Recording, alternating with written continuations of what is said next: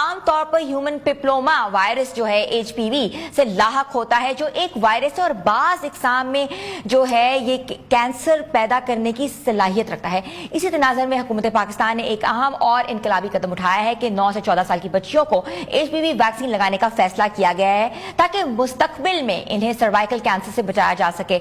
वजारत सेहत के मुताबिक ये जो वैक्सीनेशन है का मुहिम का जो आगाज है ये 15 से 27 सितंबर तक जारी रहेगा और ये वैक्सीन जो है फिक्स साइंस कम्युनिटी सेंटर्स और स्कूलों और मोबाइल यूनिट्स के जरिए जो है दस्तयाब होगी। ये वैक्सीन जो है रूटीन इम्यूनेशन प्रोग्राम में भी शामिल की जाएगी और देखना यह है कि ये जो कैंसर केसेस हैं, जो सर्वाइकल कैंसर केसेस हैं, ये क्यों हो रहे हैं, क्या वजूहात है इनकी बना, और ये जो वैक्सीन है ये कितनी जो है ये पॉजिटिविटी लेकर आएगी कैंसर के मुतालिक। तो हम आज बात करेंगे इस हवाले से। हमारे साथ यूके से जो ज्वाइन किया है जो कि स्पेशलिस्ट हैं डॉक्टर अरीबा अतीक साहिबा ने, जो कंसल्टेंट पैथोलॉजिस्ट भी हैं। जी अस्सलाम वालेकुम डॉक्टर साहिबा। वालेकुम अस्सलाम। डॉक्टर साहिबा, it's so nice that you been on our screen because इतना बड़ा इशू जो है वो हो रहा है और हम इससे कितना के आगा ही नहीं है।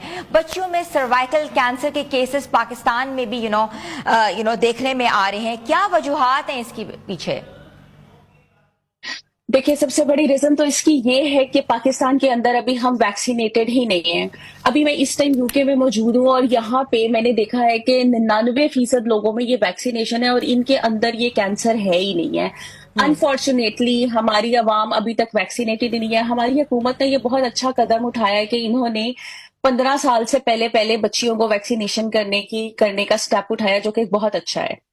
डॉक्टर साहब, मुझे सबसे पहले ये बताएगा कि जो आवाम हमें देख रही है, हमारे व्यूअर्स देख रहे हैं, सर्वाइकल कैंसर है क्या और ये फैलता कैसे है? जी, एक अच्छा सवाल है। सर्वाइकल कैंसर एक्चुअली आपके रहम का जख्म है, जो कि जहां से शुरू होता है और वो इस हद तक बढ़ जाता है कि वो आपकी जान भी ले सकता है। दूसरा सवाल कि ये फैलता कैसे है। फैलने में इसकी सबसे बड़ी रीजन है आपका कमजोर कुव्वत मदाफत, जिसे हम अंग्रेजी जबान में इम्यूनिटी कहते हैं। दूसरा आपकी हम जिनसी और सेक्सुअल प्रैक्टिसेस भी आ जाती हैं। हमारे तो मुल्कों में इतना कॉमन नहीं है, हालांकि वेस्ट के अंदर बहुत कॉमन है, लेकिन वैक्सीनेशन की वजह से इन लोगों में ये कैंसर कम है, लेकिन हमारी आवाम के अंदर ये कैंसर ज्यादा है, क्योंकि ना तो हमारी वैक्सीनेशन अच्छी है, ना वैक्सीनेशन हुई भी है, सॉरी, और ना ही हमारी खुराक अच्छी है। अगर हमारी इम्यूनिटी अच्छी हो तो हमारा जिस्म ही इस वायरस से लड़ लेता है, लेकिन क्योंकि हमारी खुराक अच्छी नहीं है, हमारे में इम्यूनिटी नहीं है, तो हमें अपने आप को वैक्सीनेट करने की जरूरत है।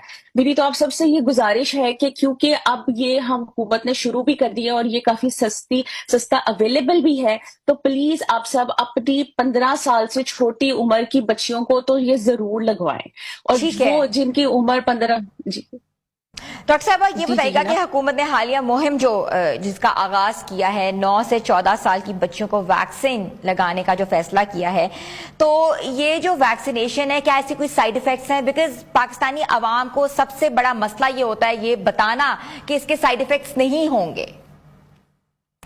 बिल्कुल, इसके कोई साइड इफेक्ट्स नहीं है, बल्कि मैं आपको ये बात शेयर करना चाहूंगी। राइट नाउ जहां पे मैं जॉब कर रही हूँ, यहाँ पे एवरेज लोगों की जो डेथ एज है वो है 95 ईयर्स, जो कि पाकिस्तान में 65 ईयर्स है। तो अगर इसके कोई साइड इफेक्ट होते तो इतने लोग यहाँ पे आज जिंदा ना होते। ठीक है। अच्छा, ये जो वैक्सीनेशन है ये कितनी इकसाम की होती है, किस किस एज ग्रुप को लगानी चाहिए, और ये एज स्टार्ट कहाँ से हो रही है और कहाँ तक जा रही है, प्लीज इसके बारे में बताएं। हाँ जी, ये एक बहुत अच्छा सवाल है। ये इस तरीके से है कि या आप 15 साल से पहले लगा रहे हैं या 15 साल के बाद लगा रहे हैं। अगर आप 15 साल से पहले लगाएंगे तो आपको 2 डोजेस लगेंगी। एक डोज आपको जिस दिन लगेगी उससे 1 या 2 महीने बाद आपको दूसरी डोज लगवानी है, ठीक है? नहीं तो आपको 6 महीने बाद लगवानी है, पर आप अपने जहन में ये रखें 1 के बाद 6 महीने बाद आपने दूसरी लगवानी है। अगर आप 15 साल के बाद लगवा रहे हैं तो फिर ये 3 डोसेज होंगी, क्योंकि फिर 2 का फायदा नहीं होगा। एक आपने लगवानी है जिस दिन, उसके दूसरे महीने में आपने दूसरी डोज लगवानी है, और फिर उसके 6 महीने बाद आपने तीसरी डोज लगवानी है। तो इस तरीके से ये 2 प्रोग्राम्स हैं जो 15 साल की उम्र से पहले और बाद में किए जाते हैं। पाकिस्तान के अंदर इस वक्त 2 नाम से अवेलेबल है ये वैक्सीनेशन, एक गार्डेसिल है और एक सैरावेक्स है।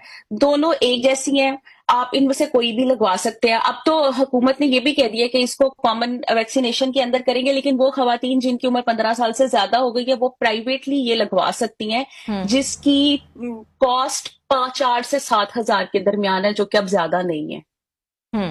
अच्छा, मुझे ये बताइएगा कि जो केसेस बढ़ रहे हैं पाकिस्तान में सर्वाइकल कैंसर के, और इसके साथ साथ जो खवातीन जो हैं वो वैक्सीनेशन से महरूम हैं, तो कोई स्क्रीनिंग टेस्ट होता है? कैसे ये रूल आउट किया जाता है कि इनको कैंसर है, या कोई अलामात जो हैं उनको आए, जिससे हम अपने व्यूअर्स को एजुकेट कर सकें? अगर आपको ये अलामात हैं तो आप लोगों को सीधा अपने डॉक्टर से कंसल्ट करना चाहिए।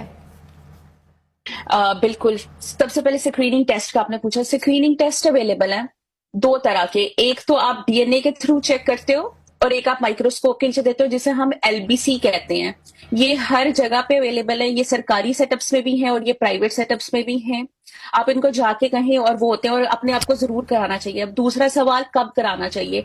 गाइडलाइंस ये कहती हैं कि खवातीन जिनकी उम्र 30 साल से ज्यादा है वो हर 5 साल बाद अपना ये टेस्ट करवाएं, चाहे उनको कोई अलामात हैं या नहीं है। ठीक है। और 50 साल तक आप ये टेस्ट कराएं। अगर 50 साल तक आपके वो 4 टेस्ट जो आपने 5-5 साल के बाद करवाए हैं वो नेगेटिव है, तो फिर बेशक आप ना करवाएं।